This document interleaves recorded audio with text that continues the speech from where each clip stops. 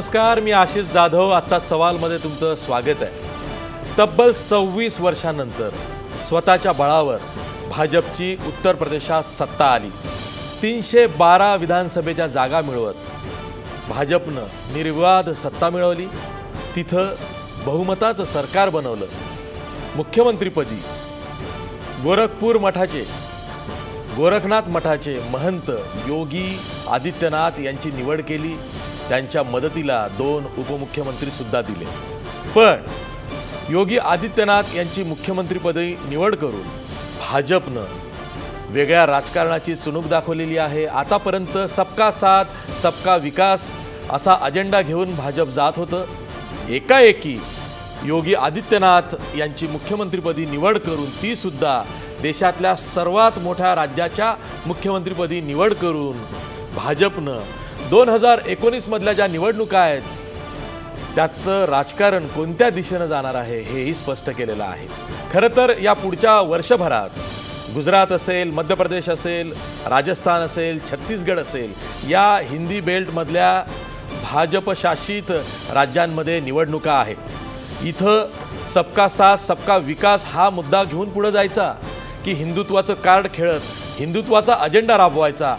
या द्विधा मनस्थितीत पंतप्रधान नरेंद्र मोदी होते. पण पक्षाध्यक्ष अमित शहा यांना माहिती आहे कोणत्या वेळेस कोणतं पाऊल उचलायचं आहे आणि त्यांनी असा काही एक हुकमी एक्का योगी आदित्यनाथ यांच्या रूपात टाकलेला आहे की एकच खळबळ देशाच्या राजकारणात माजलेली आहे.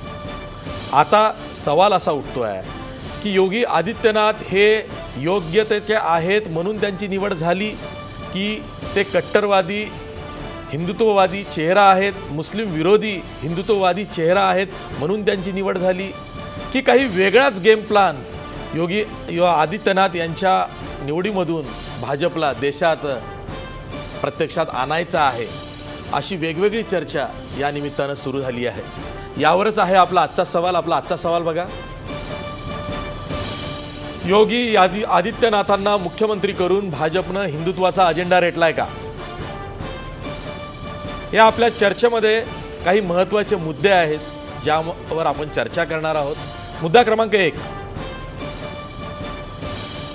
योगी आदित्यनाथांच्या निवडीनं भाजपचा विकासाचा मुखवटा गळून पडलाय का? मुद्दा क्रमांक 2, आदित्यनाथांच्या निवडीमुळे विकास धार्जिणे मोदी भक्त नाराज होण्याची शक्यता आहे का? मुद्दा क्रमांक 3, 2019 साठी हिंदू मतांचं दृढीकरण करण्याच्या हेतून भाजपनं हे हिंदू कार्ड खेळलंय का? मुद्दा क्रमांक 4, योगी आदित्यनाथांची निवड करून संघ परिवारानं खुद्द नरेंद्र मोदींना शह दिलाय का? शेवटचा मुद्दा क्रमांक 5, आता भाजप विरोधात समविचारी पक्षांची महाआघाडी स्थापन करण्याच्या प्रयत्नांना बळ मिळेल का, चालना मिळेल का? अनेक प्रश्न आहेत, अनेक मुद्दे आहेत ज्यावर चर्चा करायची आहे. आज आपल्या आजच्या सवालमध्ये चर्चा करण्यासाठी आपल्या सोबत आहेत आपल्या स्टुडिओमध्ये पत्रकार निरंजन टकले, द वीक या साप्ताहिकाचे ते स्पेशल करस्पॉन्डंट आहेत.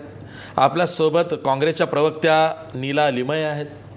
आपल्यासोबत भाजपचे ज्येष्ठ प्रवक्ते मधु चव्हाण आहेत. आपल्यासोबत पुण्याहून सामाजिक कार्यकर्ते विश्वंभर चौधरी सुद्धा असणार आहेत. मी चर्चेला सुरुवात करतोय ती निरंजन टकले तुमच्यापासून.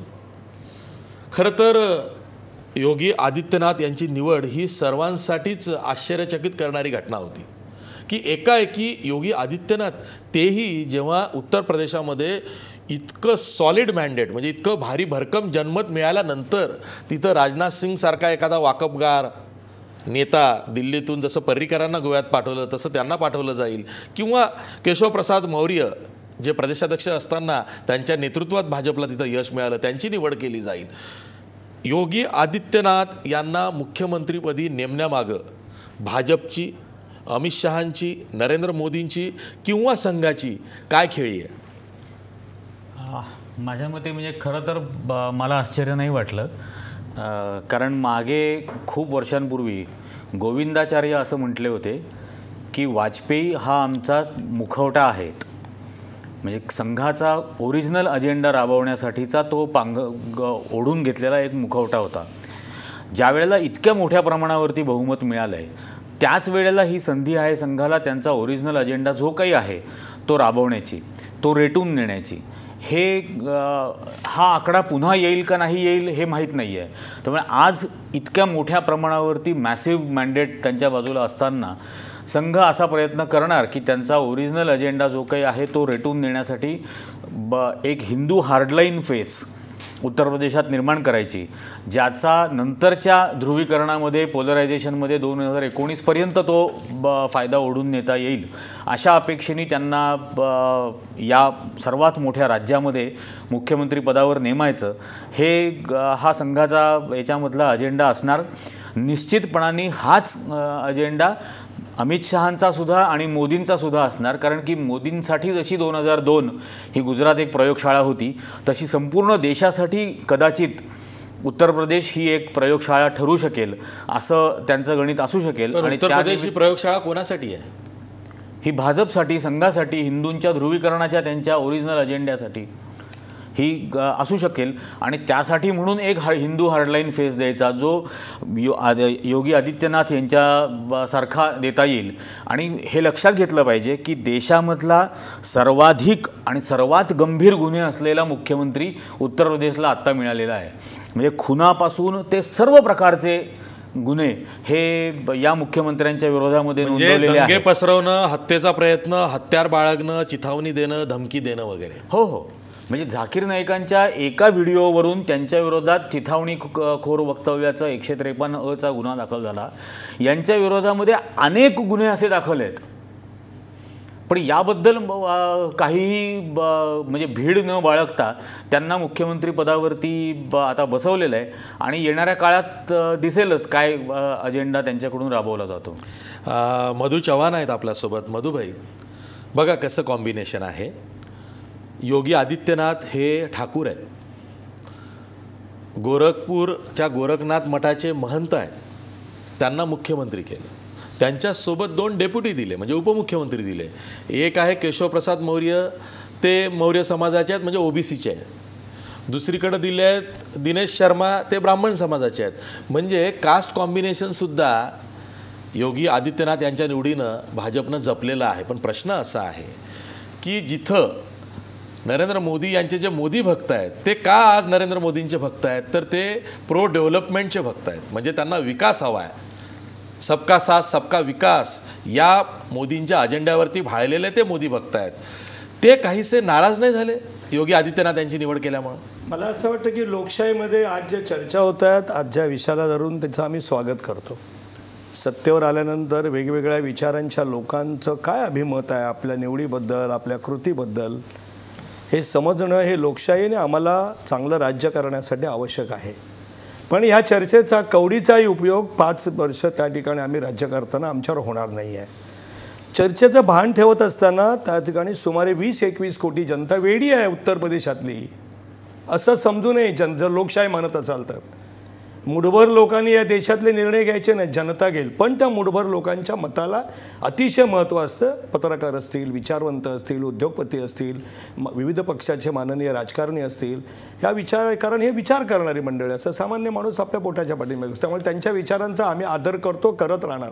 म्हणून सुरुवातीलाच म्हणालो या चर्चेचा काय हो त्या ठिकाणी असं आपल्याला कोणी सांगितलं, कुठून आज आवई शोध लावला आहे की आदित्यनाथानं केल्यानंतर हिंदुत्वाचा अजेंडा आहे. गेले अनेक वर्ष मध्य प्रदेशात आमचं राज्य आहे, काही काळ गुजरातमध्ये राज्य होतं, राजस्थानमध्ये आहे, विविध ठिकाणी राज्यांमध्ये आमचं राज्य होतं.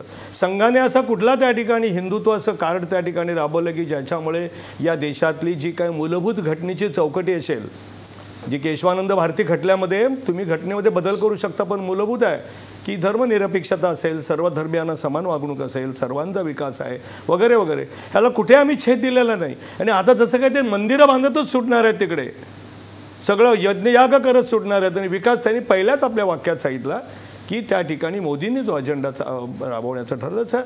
प्रत्येक राज्यकर्त्याचा एक अजेंडा असतो. श्रीमती इंदिरा गांधींनी 20-21 कलमी कार्यक्रम घेतला होता, गरिबी हटावचा नारा दिला होता, कम्युनिझमच्या आधारावर ज्योतिर् बसू असेल किंवा डाव्यांनी तिथे राज्य केलं होतं वगैरे वगैरे.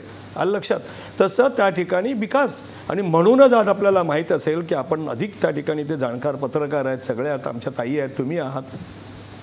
ज्या दादरीमध्ये त्या ठिकाणी अनेक प्रकारचे आरोप झाले, तिथे मुस्लिम बहुल आहे, अलीगड आहे, तिथेच आमचे ते उमेदवार निवडून आले आहेत.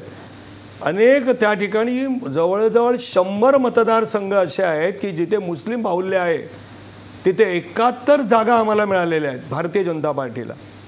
आणि मग उलट आमचं वेगळं की जातीपातीचं राजकारण संपवून आम्हाला विकासाचं राजकारण पाहिजे. निवडीनं या सर्वांना छेद मिळालेला आहे, अजिबात मिळालेलं अशी आपली चर्चा आहे, असं आपलं मत आहे, जनतेचं मत नाही आहे. जनतेला माहीत नाही का ते माननीय पत्रकार आता बंधू म्हणाले, मी त्यांचा पूर्ण आदर करतो, अनेक त्यांचं लिखाण वगैरे मी वाचलेलं आहे, परंतु त्या ठिकाणी हे त्यांचं मत झालं. आणि कसं त्या ठिकाणी अभिमत बदललं जातं, कलुषित केलं जातं, त्याचं उदाहरण सगळ्या देशात घडतंय आता. अरे 6 महिने गेल्यात, राज्य करू देत. आणि ते खुनी असेल, खुन्याला आम्ही त्या ठिकाणी मुख्यमंत्री करणार का? संघाने या जणू काय संघाचा हिडन अजेंडा, म्हणजे या देशाला बर्बाद करणारा काहीतरी अजेंडा आहे. देशाला कुठेतरी त्या ठिकाणी एकूण 2000 वर्षापूर्वी 100-200 वर्षापूर्वी नेणार आहे, मागं असलेल्या विचारसरणीचा आहे, असा संघाचा अजेंडा आहे. मला असं वाटतं की 6 महिने करू देत राज्य.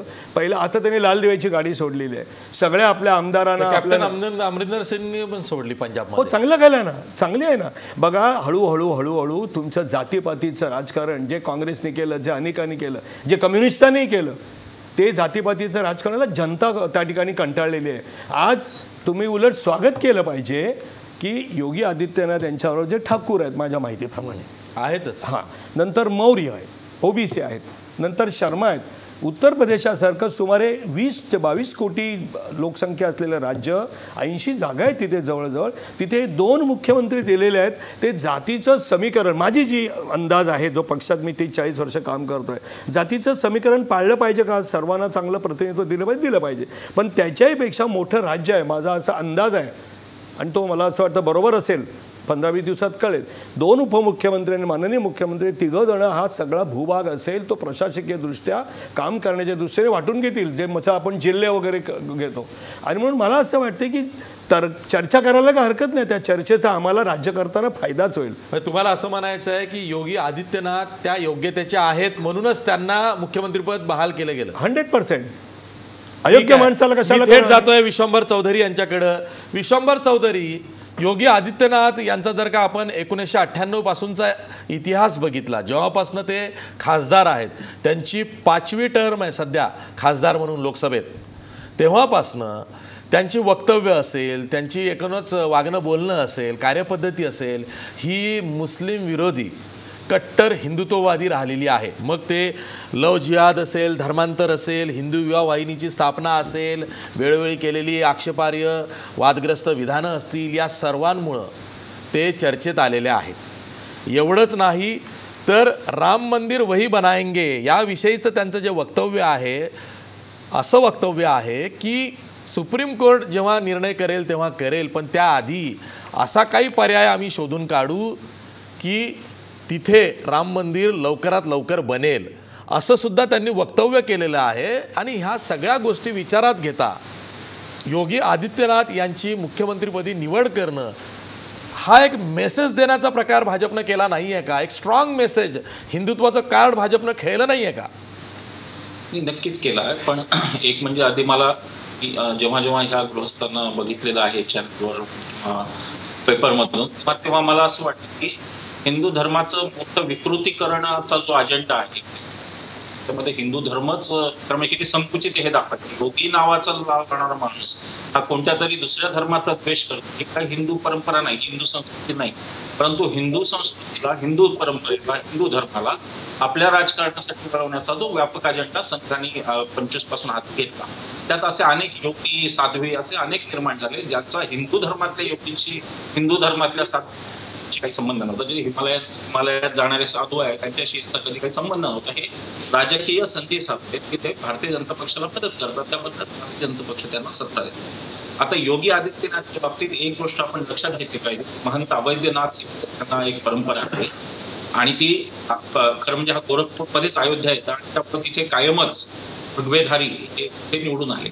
तीच परंपरा आज योगी हे चालवतात. आता मुद्दा असा आहे की या पद्धतीने योगी सत्तेवर आले, एक दुर्लक्षित नाही करता येणार आपल्याला. असं असतं की खरं म्हणजे क्रांती ही स्वतःच्या पिल्लांना खाते म्हणते, क्रांती नव्हती, ही एक वेगळीच रचना आहे. तर त्याच्यामध्ये मला असं वाटतं की छोट्या पिल्लांनी मोठ्या पिल्लांना खायला सुरुवात केली.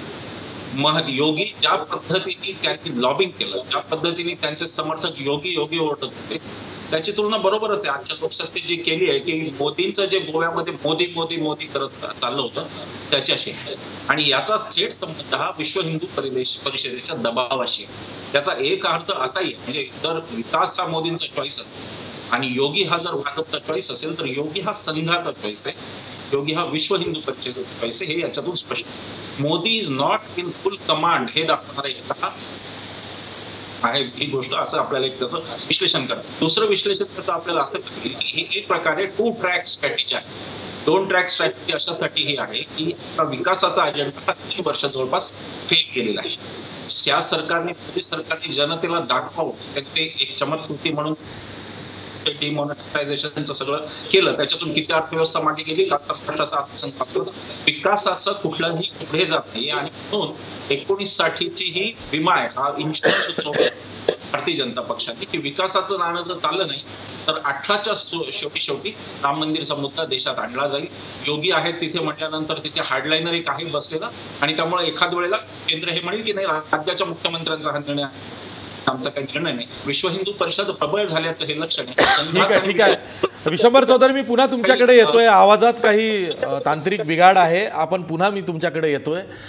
नीलाताई, प्रश्न असा आहे की येत्या वर्षभरात जी भाजप शासित मोठी राज्य आहेत, गुजरात, राजस्थान, मध्य प्रदेश आणि बाजूचं छत्तीसगड, या 4ही राज्यांमध्ये निवडणुका आहेत आणि तिथं भाजपचं सत्ता असल्यामुळे विकासाचा मुद्दा चालणार नाही आहे. विकासाचा मुद्दा जर का पुढे गेला तर मग आम्ही तिथं विकासाचा मुद्दा हे विरोधक फोडून काढतील आणि त्याला आपण कसं सामोरं जायचं अशी द्विधा मनस्थिती भाजपच्या नेत्यांना वाटते. आणि म्हणून मग आता हे हिंदू कार्ड खेळलं गेलेलं आहे की हे बरं असतं ना की एकदा हिंदू कार्ड खेळलं की तसं पोलरायझेशन किंवा कन्सॉलिडेशन ऑफ हिंदू मत वोट्स हे सोपं होऊन जातं आणि म्हणून हे खेळलं गेलेलं आहे. हे एवढं सोपं नाही आहे. अगदी आशिषजी, आपण मगाशी एक जो शब्द वापरलात की गेम प्लॅन काय आहे, मला असं वाटतं की हे सरकार आल्यापासनं जो संपूर्ण व्यवहार आहे ना तो गेम प्लॅनसारखाच वाटतो. जसं एखादं हे पुढे करायचं आणि एखादी जशी नशेची गोळी असते तशी ती दिली जाते आणि मग त्याच्याभोवतीच सगळं राजकारण, त्याच्याभोवती माध्यमं, त्याच्याभोवती अनेक पक्षाचे प्रवक्ते, आम्ही त्याभोवती बोलतो. थोडंसं असं आहे, सर्जिकल स्ट्राईक आणलं एक गेम प्लॅन, मग काय स्टार्टअप एक दुसरं एक हे शब्द शोधणारी फार हुशार माणसं आहेत. हे मात्र मी अगदी मान्यच करायला पाहिजे. हे शब्दाच्या पुढे आपण चव्हाण सरांना विचारलं पाहिजे की हे शब्द शोधणारी माणसं कोण आहेत, की हे म्हणतात की मग लगेच नोटबंदी एक नवीन एक पुढचा गेम प्लॅन. आणि आता जो आणलेला आहे मला असं दिसतं की तो आपल्याला दिसतोय ते उत्तर प्रदेशचे मुख्यमंत्री. 300पेक्षा जास्त जागा मिळाल्या आहेत त्यांना आणि 300पेक्षा जास्त जागा मिळूनसुद्धा ह्या 300 आमदारांमध्ये तुम्हाला कोणताही एक चेहरा वाटला नाही की जो तुम्ही या देशाचं, त्या उत्तर प्रदेश राज्याचं राजकारण नीटपणे हाताळू शकेल. मला असं वाटतं त्याची काय कारणं आहेत तर अनेक वर्तमानपत्रांनी वेगवेगळी कारणं त्याच्यावरची मीमांसा खूप केलेली आहे. कोणी म्हटलेलं आहे, जसं आपण आज विषय घेतलेला आहे हिंदू कार्ड खेळायचं पुढच्या निवडणुका बघता हे आहे का. कोणी म्हटलेलं आहे क्लासरूमचा जो मॉनिटरच असा करायचा जो सगळ्यात जास्त आरोप असलेला आहे. आपण त्यांच्यावरचे आरोप बघा ना कोणत्या प्रकारचे आहेत. काँग्रेस पक्षामध्ये एक मुख्यमंत्र्यांवर आमच्या असताना जो आरोप झाला त्यानंतर त्यांनी राजीनामा दिला आदर्श घोटाळ्यामध्ये. आणि इथे तुम्ही उत्तराखंडचे यांचे उपमुख्यमंत्री बघा ना, किती आरोप आहेत त्या माणसावर, भ्रष्टाचाराचे किती आरोप आहेत, आणि असं असताना सुद्धा त्याबद्दल एक चकार शब्द बोलायचा नाही, हे मात्र फार हुशारी आहे. आणि ही हुशारी, या प्रकारची संस्कृती, मला असं वाटतं ती त्यांनी खूप हाताळत पुढे नेलेले आहेत. आणि लोकांनी मतं दिली आहेत. हो, आता चव्हाण साहेब जे म्हणाले की अहो लोकांनी मतं दिली आहेत, 5 वर्ष आम्हीच आहोत, आणि ते दिसतंय ना. आणि त्याची एक झिंग असते काही, आणि काही उद्दिष्ट ठरलेली असतात, लोकांना झिंगवत तिथपर्यंत न्यायचं, अशा रीतीचं मला हे सहज डायरेक्ट राजकारण वाटतं. एका बाजूला त्यांनी स्वच्छता म्हणून गांधीजींचा चष्मा घेतलेला आहे, बापूजींचा चष्मा घेतलेला आहे. दुसऱ्या बाजूला त्यांचा एक सुद्धा प्रवक्ता गोडसेंनी केलं हे चूक केलं, गांधीजींचा खून केला, हे आपल्या तोंडून कधी म्हणत नाहीत, आतापर्यंत मी ऐकलेलं नाही. आणि तिसऱ्या बाजूला गांधीजींनी कधी जे म्हटलं नाही, एखाद्याने माझा डोळा काढून घेतला तर दुसऱ्याचा डोळा काढा, हे गांधीजी कधी म्हणाले नाहीत. आणि ते तुमचे आदित्यनाथ बोलतात, ते असं म्हणतात की तुमची अपवित्र मतं आम्हाला देऊ नका, असं त्यांनी ह्या निवडणुकीत मुस्लिम धर्मियांबद्दल विधान केलेलं आहे. त्यांना नाही, त्याचं विवेचन वेगळं होईल. नाही, मला पूर्ण करू द्या. ते हिंदू मतांचं ध्रुवीकरण झालं. ध्रुवीकरण करणं, अहो पण ती मतं घेऊन गांधीजींचा फक्त चष्मा घेता तुम्ही. त्यांनी जे डोळ्याच्या बदल्यात डोळा हे खोडून काढलं, त्या खोडून काढण्याबद्दल आपण काही बोलत नाही. त्याला विरोध करण्याला आपण मुख्यमंत्री करता. मला असं वाटतं कुठच्या दिशेने आपण चाललाय ना, हे जनतेने ओळखण्याची गरज आहे, आणि ते ओळखावं लवकरात लवकर, आणि ह्या झिंगेत जाऊ नये, एवढंच मला या निमित्ताने सुरुवातीला मी नीलाताईंनी जे काही बोलले त्याला थोडं जोडतं. कारण आज पहिली कॅबिनेट मिटिंग ही मुख्यमंत्रीपदी आल्यानंतर योगी आदित्यनाथांनी घेतली. त्यामध्ये त्यांनी सर्व मंत्र्यांना स्वच्छतेची शपथ घ्यायला लावली, आणि जे स्वच्छता मिशन आहे ते आता राज्यात काटेकोरपणे त्याचं पालन केलं पाहिजे, अशी ती शपथ होती. त्यामुळं त्यांना माहिती आहे काय करायचं आहे, ते पण काही गेम प्लॅन घेऊनच मुख्यमंत्रीपदी आलेले आहेत. प्रश्न असा आहे की भाजपला उत्तर प्रदेशामध्ये बहुतांशी ओबीसींची जी मतं मिळालेली आहेत ते कट्टर हिंदुत्ववादी आहेत, आणि मग त्यांचा अजेंडा हा योगींच्या रूपानं चालवायचा आहे, तोच पुढं संबंध उत्तर भारतात चालवायचा आहे, असा हा भाजपचा गेम प्लॅन आहे का, यावर आपल्याला चर्चा करायची आहे. पण ब्रेकनंतर, ब्रेकवर जाता जाता आज आपला प्रश्न बघा. योगी आदित्यनाथांना मुख्यमंत्री करून भाजपनं हिंदुत्वाचा अजेंडा रेटलाय का? 81% लोक म्हणतायत होय, योगी आदित्यनाथांना उत्तर प्रदेशचं मुख्यमंत्री करून भाजपनं हिंदुत्वाचा अजेंडा रेटलाय. पुन्हा भेटूया ब्रेकनंतर.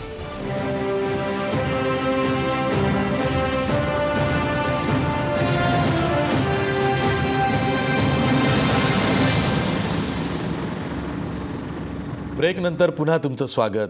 मधुबाई, तुमच्याकडेच पहिला प्रश्न विचारतो. आता योगी आदित्यनाथांची निवड केलेली आहे, त्यांची योग्यता होती नव्हती हा भाग वेगळा, पण दुसरे कोणी योग्यतेचे सापडले नाहीत, जसं नीलाताईंनी म्हटलं.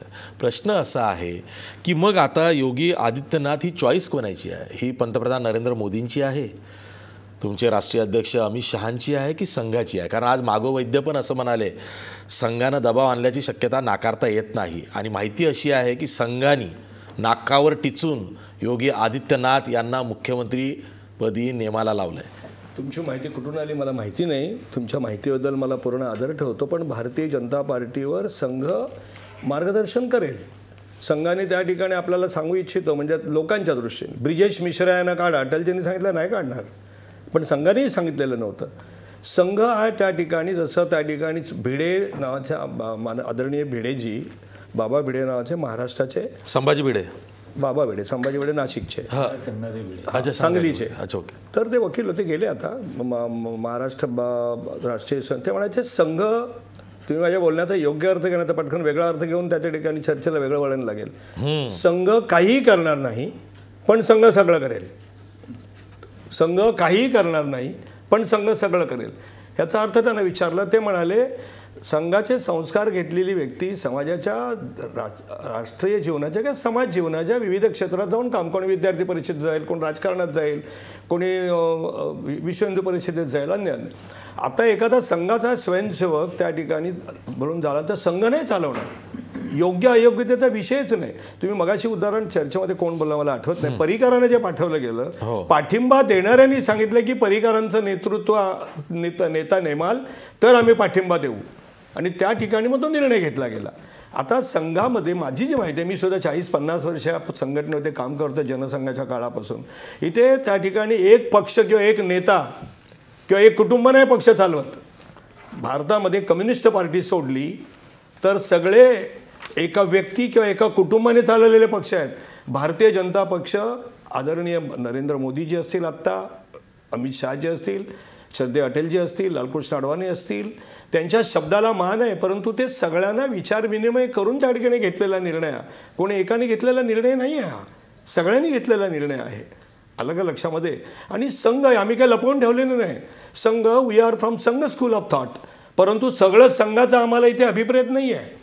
हिंदू राष्ट्र निर्माण करणं हे संघाला अभिप्रेत आहे. भारतीय जनता पार्टीचा अजेंडा किंवा मॅनिफेस्टो ह्याच्यामध्ये हिंदू राष्ट्र निर्माण करणं असं कुठेच नाही आहे. आणि तुम्हाला मी मगाशी पुन्हा सांगतो साहेब की या देशातली जनता किंवा मुस्लिम समाज अडाणी नाही आहे, त्याला भलं बुरं सगळं कळतं. जसं 1975 साली आणीबाणीनंतर 77 साली सर्व समाज एक झाला जयप्रकाशजींच्या नेतृत्वाखाली राज्य उलथलं गेलं. आज उत्तर प्रदेशाची तुम्हाला असं स्वागत का करत नाही साहेब आपण? उत्तर प्रदेशमध्ये जात पात सगळं विसरून सगळ्या समाजातल्या लोकांनी सर्व धर्मीय 312 सीट उगाच मिळतात का हो? नाही नाही, मशीनचा प्रकार आहे मधुबाई, तसं झालेलं नाही. पुन्हा एकदा जी रणनीती होती भाजपची उत्तर प्रदेशामध्ये ती काय होती? एक तर बिगर मुस्लिम म्हणून तुम्ही एकाही मुस्लिम उमेदवाराला तिकीट दिलं नाही दिलं. झालं बिगर मुस्लिम म्हणजे मुस्लिमांच्या मतांचा विचारच करायचा नाही, असं नाही, त्यांना विचारातच घ्यायचं नाही, ते केलं. दुसरं बिगर यादव ओबीसी, त्यामध्ये यादव समाज सोडून सर्व ओबीसी आपले. त्यानंतर बिगर जाटव दलित, जाटव सोडून द्यायचे, म्हणजे मुस्लिम यादव जाटव सोडले तर उरलेले 60% फक्त लक्ष केंद्रित केलं. झालेलं नाहीये, हो असंच झालेलं आहे. 12 तारखेला म्हणजे जे निस्पृह आहेत की ज्यांना म्हणतो किनाऱ्यावर उभं राहणारे पत्रकार चांगल्या अर्थाने म्हणतात की ते कुठल्या पक्षाची बाजू घेत नाहीत, अशा सगळ्यांची गेली 12 तारखेनंतरची विश्लेषण बघा. यादव असतील, भिन्न भिन्न जातीतले त्या ठिकाणी मतदार असतील, त्या सगळ्यांनी मतदान केलेलं आहे. कारण ह्या वेळेला काउंटिंग म्हणजे आता गेले अनेक वर्ष काउंटिंग हे बूथच्या होतं, बूथच्या काउंटिंग होतं. आणि त्याच्यामुळे समजा आता मुंबई शहर भेंडी बाजार आहे, तिथे काय कुठल्या बूथवर कोणाला किती मतं मिळाले आहेत. त्या ठिकाणी बेरामपाड आहे, तिथे कोणाला मिळालेले आहेत. बेरामपाड्यातून शिवसेनेचा उमेदवार निवडून आला नगरसेवक, याचा अर्थ तिथे बेरामपाड्यातल्या मुस्लिमांनी सेनेला मतदान केलंय, कारण तो बूथ असतो. त्यामुळे बूथच्या मतदानाचा उमेदवारीबद्दल नाही म्हणूनच म्हणतो सगळ्यांनी मतदान केलेलं आहे, उमेदवारी नाही दिली. आम्हाला कन्सॉलिडेशन ऑफ हिंदू वोट्स एवढ्या मोठ्या प्रमाणात झालं की मुस्लिम मतं विचारातच घेतली गेली नाही, ती निर्णायक ठरलीच नाही. हिंदूंचीच मतं एवढं मतदान असं नाही आहे साहेब. मी तुम्हाला आता पुन्हा सांगतो, जे मगाशी सांगितलं, जवळजवळ 98 ते 100 जागा अशा आहेत की तिथे मुस्लिम मतदार डिसाइडिंग फॅक्टर ठरतात. तिथे 71 जागा निवडून आल्यात, अलीगडमधून सगळ्या जागा निवडून आल्या. मग म्हणूनच तर आम्ही डेव्हलपमेंटच्या नावावर मतं मागितली गेली असतील आणि डेव्हलपमेंटच्या नावाखाली मुस्लिमांनी भाजपला मतदान केलं असेल तर त्यांची फसवणूक नाही का योगी आदित्यनाथांची निवड करून? योगी आदित्यनाथ डेव्हलपमेंट करणार नाही, जावई शोध कोणी लावलाय? अहो पण त्यांची इमेज काय? इमेज तुम्ही तयार केलेली असेल. ते आपण लक्षात घ्या, ते जातीय सलोखा मान्यच करत नाहीत. माझं काय म्हणणं, भारतीय जनता तुम्हाला ताई ते जातीय सलोखा मान्यच करत नाही. तुमच्या पक्षाला उत्तर प्रदेशात 7 जागा का आल्या याचं चिंतन करा. आमचं चिंतन आम्ही करतोच आहे, आमचं चिंतन सोडा. तुम्ही आमची खरंच चिंता करू नका की आम्ही काय चिंता करताय. बरं ठीक आहे. निरंजन टकले, मधुबाई जे म्हणतात ते पटतं का? नाही, कारण की म्हणजे भाजपला जातीय राजकारण करायचं नाही किंवा असं जे काही आमचं राजकारण आता जातीपाती पलीकडचं आहे किंवा धर्माच्या पलीकडचं आहे. या देशाचे पंतप्रधान जाहीर सभांमधून मैं पिछडा हूँ, मैं पिछडे जाती से आया हूँ व असं स्वतः जाहीर सभांमध्ये म्हणतात. धार्मिक गोष्टींबद्दल आता उत्तर प्रदेशमध्ये एक उमेदवार दिला नाही ही गोष्ट तशी खरी आहे. तशी 2002, 2007, 2012 या 3 विधानसभा गुजरातच्या निवडणुकांमध्ये एकाही मुसलमान उमेदवाराला भाजपनी उमेदवारी दिली नाही. आणि हे मोदींचं विधानसभेमधलं वाक्य होतं की किसी भी मुस्लिम को यहाँ अंदर आने नहीं दूंगा. हे विधानसभेतलं वाक्य आहे, ऑन रेकॉर्ड. आजही गुजरात विधानसभेच्या इतिवृत्तांमध्ये ते आहे. याच्या व्यतिरिक्त हा जो संपूर्ण आत्ता अजेंडा चाललेला आहे, म्हणजे जो मुख्यमंत्री नेमला जातो त्यांनी कबरी उकरून मुस्लिम महिलांची प्रेतं बाहेर काढून त्यावर बलात्कार करावे असे त्यांचे व्हिडिओ आजही यूट्यूबवर आहेत. इतकी गंभीर सांभाळून करावं अशी माझी विनंती. मी संपूर्ण जबाबदारीने करतो, कारण की हे व्हिडिओ बघतायत, हे व्हिडिओ अशा तऱ्हेचं इतकं जबाबदारीने बोलतात असं म्हणतात ते. ते काय बोलले हे मी सांगतोय. विनंती आहे तुम्हाला माझी. ते काय बोलले हे मी सांगतोय, मी हे बोलत नाहीये. उद्या आपण इथे चर्चा नाही. त्यांचं एक वाक्य असंही आहे, मी पण जबाबदारीने बोलतो. योगी आदित्यनाथांचं एक वाक्य असं आहे की त्यांनी 2005 मध्ये बोललेले आहे, 5,000 लोकांचा हिंदू धर्मात प्रवेश करून घेतला. व्हिडिओ आणा ना, उद्या आपण इथे चर्चा करू. योगी आदित्यनाथांनी 2005 मध्ये 5,000 लोकांचा हिंदू धर्मात प्रवेश करून घेतला आणि ते म्हणाले जोवर उत्तर प्रदेश आणि भारताला हिंदू राष्ट्र बनवणार नाही तोवर धर्मांतरांचा कार्यक्रम मी थांबवणार नाही. हे बघा, त्यांची काही विधानं ही वादग्रस्त त्या ठिकाणी होती. याच्याबद्दल भारतीय जनता पक्षाच्या लोकांनी वेळोवेळी त्या ठिकाणी आपलं मत व्यक्त केलं, अगदी सगळ्यांनी वरच्या छोटीच्या नेत्यांपासून. आलं का लक्षात? परंतु याचा अर्थ हा नाही की त्यांच्यावर वारेमाप काय आरोप करायचे. तुम्हाला एवढं मी तुम्हाला सांगितलं ना की त्यांची विधानं काही वादग्रस्त त्या ठिकाणी होती. आज पहिल्याच पत्रकार परिषदेत म्हणा किंवा पहिलं आपलं म्हणाले की मी या ठिकाणी आता सगळ्यांना बरोबर घेऊन जातपात पंथ सगळ्या विकासाचं राजनीती करणार आहे. 6 महिने थांबा की हो.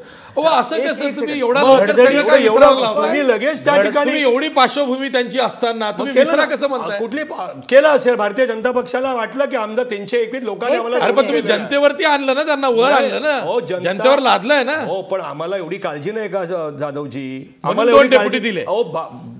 2019 साली लोकसभेच्या निवडणुका होणार आहेत. त्या 80 जसं महत्वाचे आहेत जागा, तसं आता तुम्ही कर्नाटकातल्या निवडणुका येणार आहेत, गुजरातल्या येणार आहेत, आता आपण उल्लेख केलेल्या 2-3 राज्यांमध्ये येणार आहेत.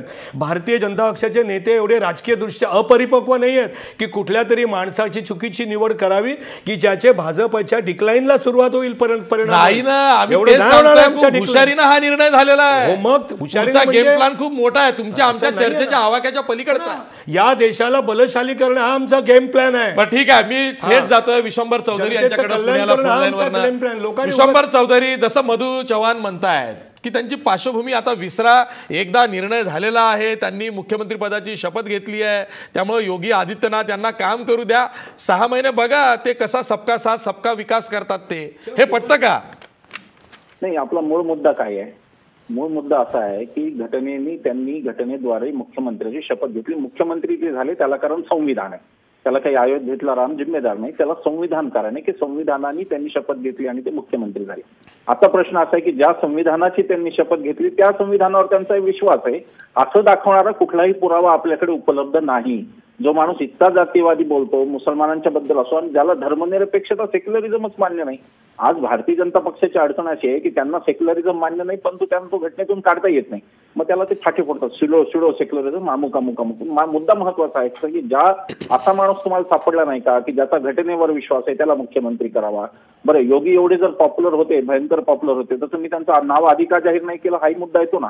इलेक्शन मध्ये तुम्ही मोदीचा जसा फेस वापरला तसा योगींचा फेस तुम्ही का नाही वापरला हाही आहे. आणि बरं का आशिष, मला थोडं 1 मिनिट विस्ताराने बोलणार आहे मी. ते अशासाठी की आपण हे समजून चाललो की याचा फक्त मुसलमानांना धोका आहे. तर ते आपल्याला हे नीट लक्षात घेतलं पाहिजे की मुसलमान कदाचित पहिल्यांदा भक्षस्थानी पडतील, परंतु त्याच्यानंतर लगेच हिंदू भक्षस्थानी पडणार आहे. त्याचं कारण असं की जी तालिबानची आवृत्ती तिकडे आपल्याला दिसते अफगाणिस्तानमध्ये, त्यांच्याबद्दलही तिथल्या मुसलमानांना अतिशय प्रेम होतं सुरुवातीला. त्यांना वाटायचं की आमचा धर्म हे सांभाळायला आले, पुढे त्या धर्माच्या बंदुका रोखल्या गेल्या. तर हे बंदुका रोखण्याचं आता हिंदूंना जर मोहन भागवत म्हणत असतील की अनेक मुलं असली पाहिजेत आणि त्याला जर योगी पाठिंबा देत असतील तर योगींचा घटनेवर विश्वास आहे, योगींचा इहवादावर विश्वास आहे, योगींचा घटनेतल्या विज्ञानवादावर विश्वास आहे, हे कशावरून आपण म्हणायचं? पण मुद्दा काय आहे, मूळ मुद्दा असा आहे की राष्ट्रीय स्वयंसेवक संघ हा भला मोठा एक मॉल आहे आणि या मॉलमध्ये सगळ्या प्रकारची दुकानं असतात. याच्यामध्ये एक अतिशय कडवे असे बजरंग दल असतील, सनातन असतील, अतिशय कडवे विश्व हिंदू परिषदही असतील. याच्यात लोकांचं कल्याण, वनवासांचं, म्हणजे आदिवासी म्हणत नाही, ते आदिवासी त्यांना योग्य नाही वाटत शब्द, वनवासी म्हणजे वनातलेत, आमचा काही संबंध नाही त्यांचा. त्यांच्या वनवासी कल्याण आश्रम एक असतो, त्याच्यानंतर भारतीय मजदूर संघ असतो. असा सगळं देणारा हा मॉल आहे. याच्यामध्ये हिंदुत्वाचे विविध छटा आहेत आणि इथले जे सेल्समन आहेत ते एका काउंटरवरून दुसऱ्या काउंटरवर जातात. असं म्हणजे आता हे विश्व हिंदू परिषदेच्या काउंटरवरून योगी आदित्यनाथ आता भाजपाच्या काउंटरवर आले. आता ते म्हणणार की माझा विश्व हिंदू परिषदेशी काही संबंध नाही.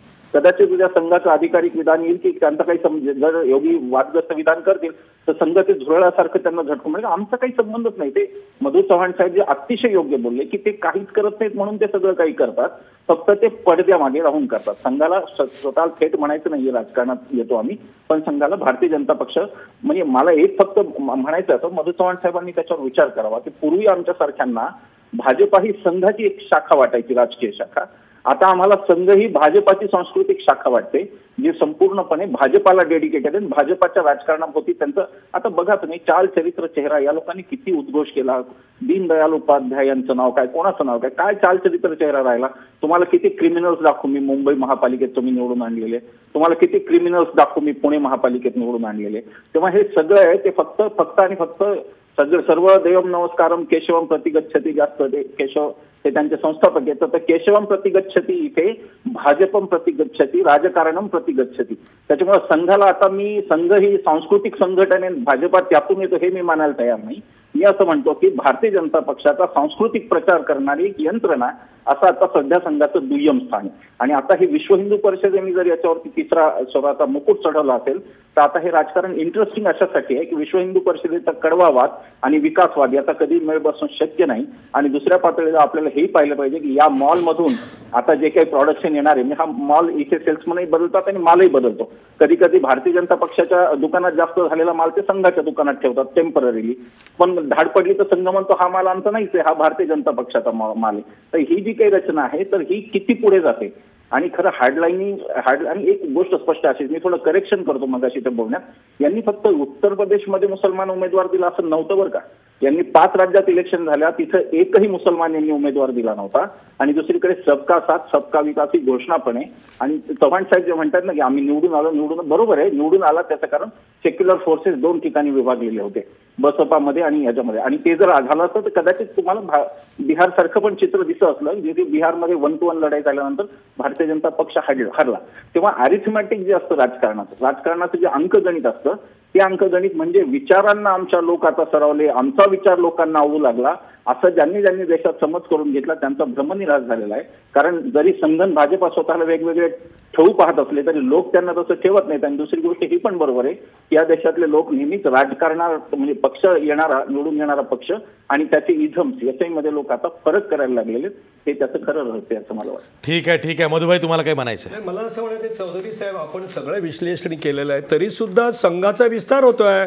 मणिपूरमध्ये एकही जागा नव्हती, आम्हाला 21 जागा मिळाल्या, तरी सुद्धा सत्ता मिळाली आणि सत्ता मिळाली ना. ऐकून घ्या चौधरी साहेब, आता मी असं म्हणतो की संघ जर त्या ठिकाणी अशा तऱ्हेचं आपलं विश्लेषण करण्याचा आपल्याला पूर्ण अधिकार आहे, पण आपल्या विश्लेषणाचा अर्थ असा की संघ म्हणजे या देशामध्ये काहीतरी विष आहे आणि त्या ठिकाणी बाकी सगळा अमृताचा स्पर्श झालेला आहे, बाकीचे लोक आहेत.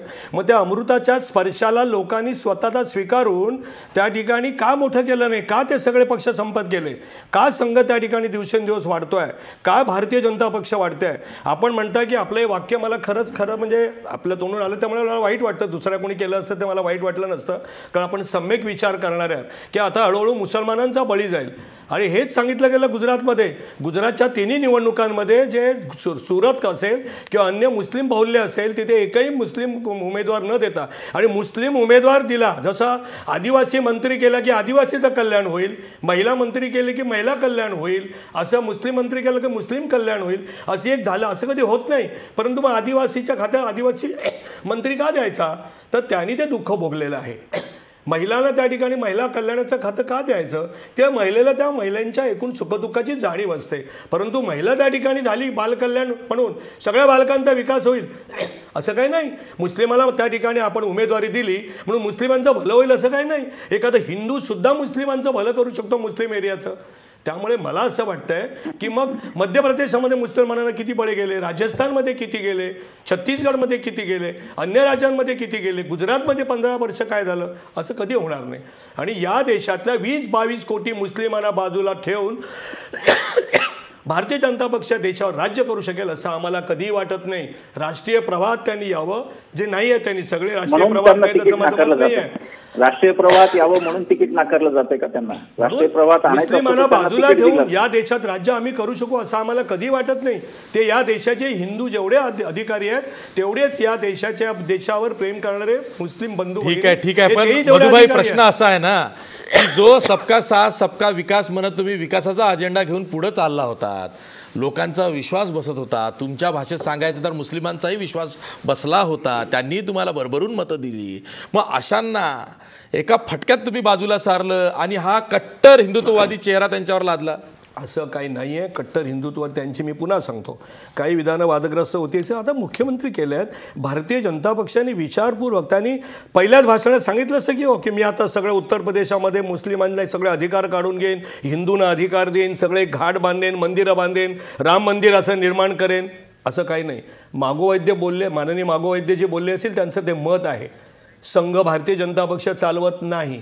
आपण जसं त्या ठिकाणी एखाद्या घरातल्या वृद्ध माणसाला विचारायला जातो किंवा मी काय करू अडचणीच्या वेळेला, तसे आम्ही जरूर संघाकडे जातो एखाद्या वेळेला की आता देशात अशी गोष्ट घडल्या, मार्गदर्शन त्यांनी केलेलं सगळं तंतोतंत इथे पाळलं गेलं पाहिजे. निरंजन टकले हे एवढं सोपं आहे, संघांना हे एवढा मान देतात आणि देत नाहीत असं जे सांगतात देत नाही असं म्हणालो नाही. संघाला मान देत नाही, मी स्वयंसेवक कधीच बोलणार नाही. संघाकडे मार्गदर्शन निर्णायक मत मागण्यासाठी निर्णायक मार्गदर्शनासाठी जरूर जातो ना, काही लपवून ठेवत नाही आम्ही, पण कुठलंही मत लादून घेत नाही. संघ कधी मत लादत नाही. पण हे एवढं सोपं आहे, संघ कधी मत लादत नाही, एवढं सोपं आहे. संघ फक्त एकच वाक्य बोलतो म्हणजे साहेब उत्तर द्या तुम्ही. तुम्ही तुम्ही मगाशी म्हणाले ते अतिशय बरोबर आहे. मुखवटा कोण नाव विकासाचा मुखवटा गोविंदा अतिशय चुकीचं बोलले. माननीय अटलजींचा तो अपमान होता म्हणून बाजूला बसले आहेत. आग्रही मत मांड अटलजींसारख्या एका महापुरुषाला अशा तऱ्हेनं बोललं मुखवटा, हा कोणालाही संघात चालणाऱ्या संघ स्वयंसेवकांना पटलेलं नाही. तुमचं म्हणणं बरोबर आहे, तुम्ही आठवण केली तर. असे अतिरेकी किनाऱ्यालाच लागतील. ठीक आहे. निरंजन गोविंदाचार्य कदाचित खरं बोलून गेले म्हणून कदाचित त्यांना बाजूला ठेवला असेल. प्रश्न संघाच्या बाबतीमध्ये आपण जो बोलतो आहोत तर म्हणजे संघ भाजपवरती नियंत्रण करत नाही, पण संघ वर्षातून एकदा देशाच्या संपूर्ण कॅबिनेटचा 3-3 दिवस आढावा घेतं की कुठला मंत्री काय काम करतोय, आणि सगळे देशाचे केंद्रीय मंत्री हे संघाच्या पदाधिकाऱ्यांसमोर जाऊन त्यांनी काय काय काम केलेलं आहे आणि काय काय काम करणार आहेत याचा वृत्तांत सादर करतात. त्याप्रमाणे त्यांना सूचना किंवा मार्गदर्शन आपण म्हणू यांच्या शब्दात, तर ते त्यांना त्या वेळेला दिलं जातं. ही कुठली पद्धत आहे? ही घटनाबाह्य पद्धत नाही आहे. मग अशा पद्धतीचं काम संघ करतो. संघ नियंत्रण करत नाही म्हणायचं, पण संघ आढावे मात्र घेतो. कुठल्या अधिकारात एक सांस्कृतिक संघटना देशाच्या सत्ताधीशांचा आढावा घेतं? कुठल्या सांस्कृतिक इतर संघटनेला असा अधिकार आहे सरकारचा अशा पद्धतीने आढावा घ्यायचा आणि प्रगती पुस्तक तपासायचं? असं यापूर्वी कधीही झालेलं नाही. यानंतर होईल की नाही माहीत नाही, पण आत्तापर्यंत असं झालेलं नाही आणि हे करतं. आणि तरीसुद्धा असं म्हणायचं म्हणजे राम माधव संघातून भाजपमध्ये नेमले जाणार, रामलाल संघामधून भाजपमध्ये नेमले जाणार, हे दीनदयाळ उपाध्यायांपासून आहे. संघात म्हणजे संघाकडून जनसंघात नेमले जाणार प्रतिनिधी जातात, हे प्रतिनिधी नेमले जातात, संघटन मंत्री जातात खास. आणि तरीही असं म्हणायचं की याच्यावरती संघाचं नियंत्रण नाही, पण आढावे मात्र आम्ही घेत राहणार, प्रगती पुस्तक मात्र आम्ही तपासत राहणार. आणि म्हणून या गोष्टीवरती विश्वास बसू शकत नाही. विकासाचा अजेंडा असेल, सर्वसमावेशक अजेंडा असेल वगैरे, तर या सगळ्या शब्दांचं निश्चितपणे स्वागत आहे, पण या शब्दांना सार्थ ठरवणारी कृती ज्या वेळेला दिसायला हवी त्यावेळेला अचानक आदित्यनाथांचा चेहरा पुढे केला जातो, तेव्हा त्याला धक्का बसतो. त्यावेळेला असं वाटतं की यात खरं काय आहे. आता जसं म्हटलं की पहिल्या दिवसापासून आदित्यनाथ असे म्हटले असते की मी आता हे सगळं बंद करून टाकेन, यांना अधिकार देणार नाही वगैरे, असं म्हणू शकत नाही, कारण घटनेचे तेवढ्या मर्यादा त्यांच्यावरती आहेत. असं जाहीर वक्तव्य ते करू शकत नाहीत. जोपर्यंत घटनेची शपथ नव्हती तोपर्यंत असं वक्तव्य ते करत होते, गिरिराज करत होते की मुसलमानांना मतदानाचा अधिकारच दिला जाऊ नये. म्हणजे एकीकडे असं म्हणायचं की ट्रम्प आता अमेरिकेला अडचणीत आणणार, तिथला कट्टरतावाद हा सहन होत नाही, पण इथं मात्र कट्टरतावादाचे चेहरेच सतत समोर आणायचे आणि म्हणून सारखं असं वाटतं की हा रिअल अजेंडा पुढे रेटण्याचा हा प्रयत्न आहे. चर्चा अशीही आहे ना की नरेंद्र मोदी हा विकास पुरुषाचा चेहरा झालेला आहे, त्याला छेद देता येत नाही, पण त्याचवेळी ते सॉफ्ट हिंदुत्ववादी झालेले आहेत. त्यामुळे जे कट्टर हिंदुत्ववादी चाहते आहेत किंवा जे कार्यकर्ते आहेत ते आता मोदींच्या मागं तेवढे नाही आहेत आणि ती भीती या आगामी हिंदी बेल्टमधल्या राज्यांमध्ये जिथं निवडणुका आहेत तिथं वाटते आहे. आणि म्हणून मग योगी आदित्यनाथ यांच्या रूपात एक कट्टर हिंदुत्ववादी, त्यातल्या त्यात मुस्लिम विरोधी चेहरा उत्तर प्रदेशमध्ये आणला तर मग हिंदी बेल्टमधल्या राज्यांमध्ये तसा हिंदुत्वाचा अजेंडा आपल्याला रेटता येईल. ही विचारसरणी, हा पॅराडिम शिफ्ट भाजपच्या विचारसरणीत झालेला आहे. त्यावर आपल्याला पुन्हा चर्चा करायची आहे, पण ब्रेकनंतर. ब्रेकवर जाता जाता आपला प्रश्न बघा. योगी आदित्यनाथांना मुख्यमंत्री करून भाजपनं हिंदुत्वाचा अजेंडा रेटलाय का? 80% लोक म्हणतायत होय, आदित्यनाथांना मुख्यमंत्री करून भाजपनं हिंदुत्वाचा अजेंडा रेटलाय. पुन्हा भेटूया ब्रेकनंतर.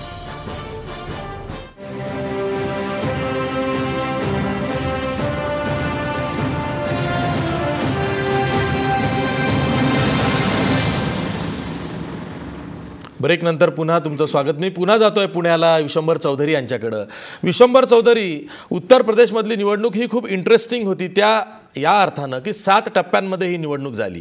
पहिल्या 2 टप्प्यांमध्ये जिथं लखनौच्या आजूबाजूचा प्रदेश होता तिथं मुस्लिम मतं जास्त आहेत, त्यामुळे तिथं कुठलाही हिंदुत्वाचा अजेंडा भाजपनी राबवला नाही. पण तिसऱ्या टप्प्यापासून खास करून 19 फेब्रुवारीची पंतप्रधान नरेंद्र मोदींची जी बराईचची सभा झाली तिथं त्यांनी कब्रस्तान विरुद्ध स्मशानघाट असा विषय छेडला आणि त्या तिसऱ्या टप्प्यापासून हिंदुत्वाचा अजेंडा भाजपनं राबवायला सुरुवात केली. जसं निवडणूक ही बनारसकडे वळली, म्हणजे शेवटच्या टप्प्यापर्यंत गेली, तेव्हा हिंदुत्वाचा रेटा हा खूप वाढवला गेला आणि तेव्हाच हे स्पष्ट झालं होतं की गोरखपूरचे आदित्यनाथ हे कदाचित सरकारच्या फॉर्मेशनमध्ये म्हणजे सत्ता स्थापनेमध्ये मोठी भूमिका बजावू शकतात आणि शेवटी तर त्यांचंच नाव पुढं आलं. प्रश्न असा आहे, जे प्रदेशाध्यक्ष केशवप्रसाद मौर्य यांना पुढं करून निवडणूक लढवली गेली त्यांना उपमुख्यमंत्रीपद दिलं आणि योगी आदित्यनाथ यांना मुख्यमंत्रीपदी आणून हिंदुत्वाचा अजेंडा रेटला गेलेला आहे. इथं कुठंतरी पंतप्रधान नरेंद्र मोदींना संघानं शह दिला असं मानायचं? माझं थोडं अनालिसिस वेगळं आहे. मला नेहमी असं वाटतं की ह्यांचे जे आंतरविरोध यांच्यातले आहेत ते जरा आपण थोडे जास्त ग्लोरिफाय करतो असं मला वाटतं. आणि त्याचं कारण असं की मला असं वाटतं की खरं हे सगळं आतून एकच चाललं, म्हणजे all the world is stage असं शेक्सपियर म्हणाला होता, तसं हे एका स्टेजवरती आणि ह्या सगळ्यांचं संचलन, सूत्रसंचलन हे मात्र सध्या मोदी आणि शहा करतात असं मला वाटतं. मला असं वाटत नाही की संघ आता अशा परिस्थितीत आहे की तो अशा पद्धतीने थेट असं मोदी शहांना काहीतरी शह देईल अशा एवढ्या ताकदीत संघ आज आहे असं मला वाटत. म्हणजे संघ खूपच ताकदवान आहे, पण माझा म्हणण्याचा अर्थ एवढा की त्याच्यापेक्षा मोदी आणि शहा ह्या ताकदवान आहे. त्याचं कारण असं की पक्षाचं सगळं अर्थकारण त्यांच्या हातात आहे. शेवटी अदानी असतील किंवा ही असतील, ही मंडळी काही संघाशी संबंधित नाही, तर त्यांचा कंट्रोल हा अमित शहा आणि या लोकांकडे. त्यामुळे संघ आता ही जोडी फार दुबळी असं काही मी समजायला तयार नाही. संघ त्यामुळे यांना डिक्टेट करेल असं एका परीने आपण समजून घेणं हे थोडंसं भ्रमात जाणं की त्याचं कारण असं की ही नेपथ्य रचना ही सगळ्यांनी मिळून केलेली आणि योगी आदित्यनाथला प्रोजेक्ट करायचं याच्या मागे मोदींचा संपूर्ण आक्षेप असेल असं काही मी स्वतः समजत नाही. आणि हे कुठेतरी सोची समजीत हे आहे. मुद्दा असा आहे की तुम्हाला तिथे स्मशान नाही, इथे तुम्हाला लोकसभेच्या इलेक्शनला दिसलं नव्हतं, जिथून तुम्ही निवडून आलात आणि तुम्ही निवडून ज्या राज्यातून येतात त्या राज्यात स्मशान नाही, ही खरं म्हणजे तुमच्यासाठी शर्मेची गोष्ट आहे की त्या तुम्हाला ती नाही करता आली तिथं स्मशानभूमी 2.5 वर्षामध्ये. पण हा पद्धतशीर अशासाठी आहे की तुम्ही बघा आम्ही पुढे काय करणार आहोत, आम्ही ते आता सांगून समजून करणार आहोत आणि त्याला जोड आहे ती खरं म्हणजे बहुमताची जोड आहे आणि बहुमताला सबका साथची पुन्हा जोड आहे.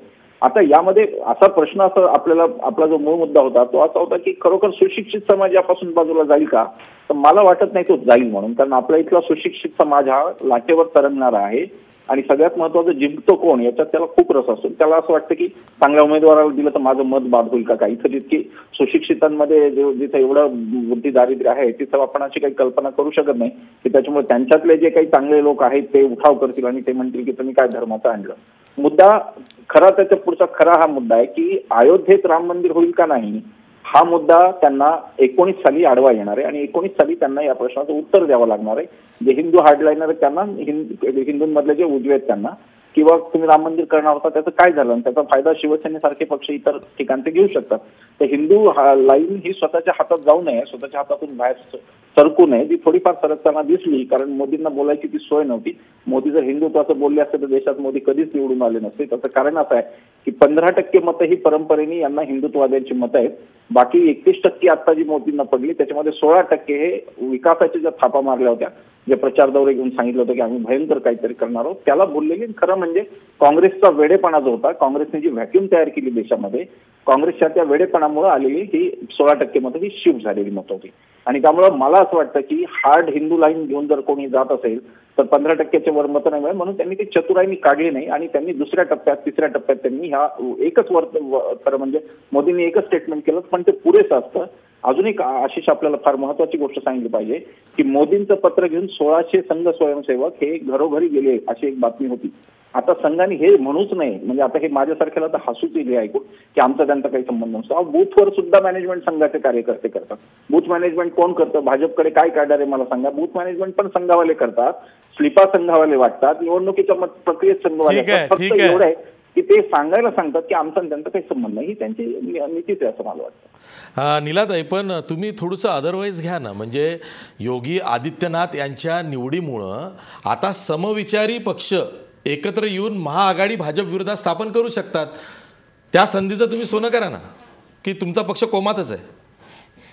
मला वाटतं एक तर सत्य गोष्ट आहेच की ज्या प्रकारच्या सीट्स आम्हाला मिळाल्या, ज्याचा उल्लेख आता मधुजींनी केला, की त्याच्यामध्ये आम्ही हे बघायलाच पाहिजे की हे का घडतंय आणि त्याचा नीट विचार करून, ज्याला केडर बांधणी म्हणतात, स्वयंसेवकांची बांधणी म्हणतात, ती आम्हाला करायलाच पाहिजे आणि असे कार्यकर्ते घडवले पाहिजेत. अर्थात एकत्र येऊन काय केलं पाहिजे, कशा रीतीची आघाडी तयार होईल, मला असं वाटतं हा पुढचा विचार आहे की जो निश्चितच केला जाईल. काही सुतोवाच काही मोठ्या नेत्यांनी केलेले आहेत, पण मला वाटतं की तो पुढचा विचार आहे. मी आत्ता या ठिकाणी बोलणं उचित होणार नाही. मात्र मला मधुजींना काही गोष्टी जरूर बोलाव्याशा वाटतात, सांगाव्याशा वाटतात की आपण हे वारंवार जे म्हणताय ना की बहुमत आहे आम्हाला आणि आता 5 वर्ष आम्ही आहोतच, आपण चर्चा करू, परंतु आम्हाला दिलेलं आहे मॅन्डेट आणि ते सहज हे म्हणू शकता की आम्ही सगळ्यांना सोबत घेऊनच चाललेलो आहे. अहो, उमेदवारी तुम्ही एकाही मुस्लिम उमेदवाराला देत नाही याबद्दल आपण चकार शब्द अद्यापही बोलत नाही. असो, पण आपल्याला जी ही मतं बहुमत मिळालं असं आपण म्हणता, ते कधीपासून मिळालं? जेव्हा VP सिंग सरकार आलं त्यांनी असं म्हटलं की एक माझा उजवा हात आहे आणि एक डावा हात आहे. तो जो उजवा हात होता तो आज तेव्हा 288 आणि आता आपल्याला माहिती आहे की केंद्र राज्य इथपर्यंत सरकार असा पोहोचलेला आहे. त्यामुळे हे बहुमत आपण घेतलं एका विचारांनी आणि आता आपण योगीनाथनं पुढे करून, आदित्यनाथनं पुढे करून आपण चक्क हे सांगताय, ट्रायल्स घेताय आणि तरीही मान्य करत नाही की आम्ही हे ट्रायल्स घेत चाललोय. हे सुद्धा आपण मानायला तयार नाही. आणखीन एकच शेवटचं मला बोलावंसं वाटतं, अंतिमतः कोणतंही राष्ट्र जे उभं राहतं ते जर एका धर्माधिष्ठित उभं राहिलं तर त्यांनी त्याचा विचार करायला पाहिजे जाणत्या लोकांनी की ते कधी विकास करू शकलाय का. असं जगात उदाहरण आहे का की धर्माधिष्ठित केल्यामुळे त्यांचा विकास झालाय? मला वाटतं जागृत लोकांनी मधुबाई लास्ट कमेंट, माझ्याकडे वेळ खूपच कमी. एका मिनिटात सांगतो तुम्हाला, राज्यकर्त्याला धर्म नसतो हे मान्य, राष्ट्राला आणि व्यक्तीला धर्म नाही हे आम्ही मान्यच करत नाही. कोणी ढोंग करू नये जास्त. या देशात कम्युनिस्ट समजणाऱ्या लोकांमध्ये आता ही चर्चेचे वेळ नाही. अनेक मोठ्या नेत्यांच्या घरी 1.5 दिवसाचा गणपती आणला जातो आणि घरी नातवंड्यांच्या मुंजे होतात कोकणामध्ये. म्हणजे मी आता त्यांची नावं सांगत नाहीत कारण दुर्दैवाने या जगात ते मोठे नेते होते नाही आहेत. आपण समविचाराचे एका म्हणतो, समविचारी लोक एकत्र कधी येतील, दुसऱ्याला संपवण्यासाठी येतील तर ते कधी उपयोगाचे नाहीत. काय झालं उत्तर प्रदेशात, काय झालं महाराष्ट्रामध्ये, एक आपल्याला काहीतरी पॉझिटिव्ह घेऊन जर समविचारी पक्ष एकत्र आले, जसं आता भिन्न विचाराचे लोक एकत्र आले होते जनता पार्टीच्या काळात त्या ठिकाणी, परंतु काय झालं 2 वर्षांनी दुहेरी त्या ठिकाणी सदस्यतेच्या नावाखाली जनता पार्टीने जनतेने दिलेला मॅन्डेट संपला. कारण द्वेषाचं राजकारण मधुलिमीजींनी सुरू केलं. आलं लक्षामध्ये की तुम्ही संघाच्या शाखेवर संध्याकाळी जाणार असाल अटलजी तर आता तुम्ही इथे राहता येणार नाही. त्यामुळे आम्ही त्यांना सांगितलं की सत्ता येईल जाईल, संघ ही आता तुम्हाला मी पुन्हा सांगतो, म्हणजे त्याचा अर्थ तुम्ही योग्य घ्याल अशी अपेक्षा आहे. संघ ही आमची प्रेरणा आहे आणि म्हणून संघाने आम्हाला कधी देशाचं नुकसान करायला सांगितलं नाही, संघ सांगणारच नाही. पण ते हिंदू राष्ट्रासाठी झटा असंच सांगते ना. पण त्यात गैर काय? ती संघाची विचारसरणी आहे, काय गैर आहे? ठीक आहे, ती संघाची विचारसरणी हे आहे, गैर काय? यातच सर्व काही आहे. प्रश्न आपला काय होता तो बघा. आपला आजचा सवाल होता, योगी आदित्यनाथांना मुख्यमंत्री करून भाजपनं हिंदुत्वाचा अजेंडा रेटलाय का? 84% लोक म्हणतायत होय, योगी आदित्यनाथांना मुख्यमंत्री करून भाजपनं हिंदुत्वाचा अजेंडा रेटलाय. आज आपण इथंच थांबूया. पहा फक्त महाराष्ट्रवर.